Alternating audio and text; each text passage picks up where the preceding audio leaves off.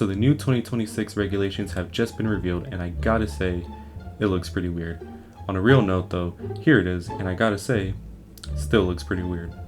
Anyways, the 2026 regulations will be smaller in weight and size, but that's not important. What is important though is its new engine, since it will be run on an all-new synthetic fuel that will be carbon neutral and more sustainable for the environment, and the wings on the car are very different and they could provide better racing.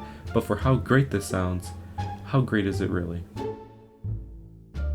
Well, for starters, the 2026 car looks relatively the same from the 2022 car. However, there are key differences to note, such as how the cars will be smaller and lighter, and while it'll just be by a tad bit, Formula 1 is the only thing where a smaller size is better for everyone. While the engine is for sure the biggest change, the wings are going through massive changes as well. For starters, the front wing looks smaller and sort of similar to the 2007 cars, which I for one am a fan of.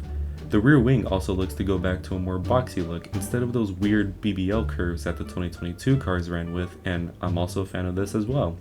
Wheel arches are also gone, and we can remember those for being a weird, edgy phase of F1 cars, and it seems that the floor is being extended, giving it the illusion that a much more simplified version of barge boards are returning to F1 cars.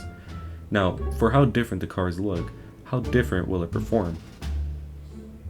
Well, the FIA has promised us gullible fans that the new regs will bring closer and better racing. Wonder where I've heard that before. However, they actually seem to listen to us fans. For starters, downforce will be reduced by 30% and drag will be reduced by 55%, giving us less aerodynamic cars, but it will bring us more nimble cars that could allow for better racing. This is helped by the fact that the cars are becoming lighter and shorter, so let's see if this is as good as it seems.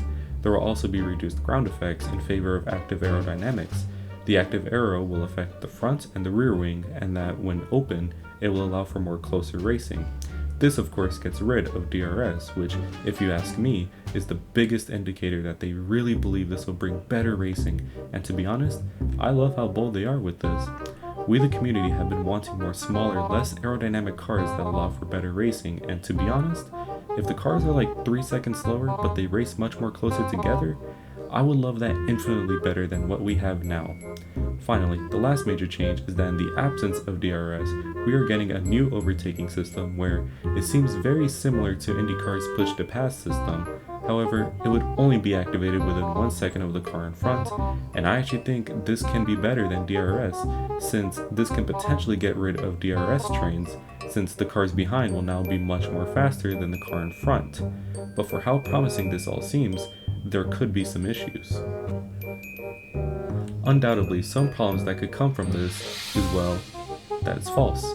The 2017 and the 2022 regs promised much closer racing, but while that was true sometimes, the truth is, it was anything but. Another issue is that there were reports of these cars spinning on straights a couple months ago, which is embarrassing, but with how the FIA were talking about things, maybe they fixed it, or not, since this is the FIA we're talking about.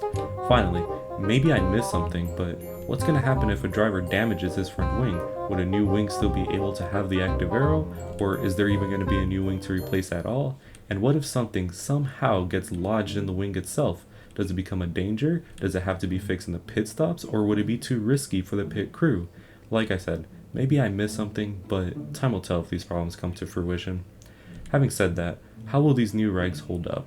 Well, while the FIA have promised better racing, and the cars certainly do show that, we should definitely not aboard the hype train just yet, but we should at least look at the ticket still, since the new regs do look to fix some of the issues from these current regs, but how much of an improvement will it be?